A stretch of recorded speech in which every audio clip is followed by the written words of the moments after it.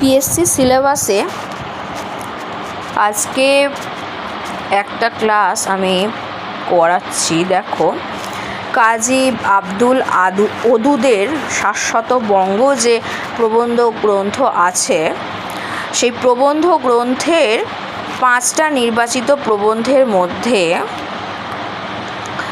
প্রথম প্রবন্ধ, দ্বিতীয় প্রবন্ধ ইসলামের রাষ্ট্রের ভিত্তি, এটা হলো তৃতীয় প্রবন্ধ পড়িয়ে দিয়েছি।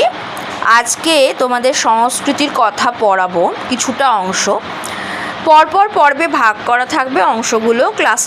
ক্লাসগুলো সার্চ করে তোমরা পড়ে নিও। বেল আইকন দিয়ে রাখলে বা চ্যানেল সাবস্ক্রাইব করে রাখলে তোমরাও নোটিফিকেশান পেয়ে যাবে, সার্চ করার প্রয়োজন পড়বে না। আজকে সংস্কৃতির কথা পড়াবো, তারপরে আছে কোরআনের আল্লাহ। ঠিক আছে, আজকে সংস্কৃতির কথা আমি শুরু করছি।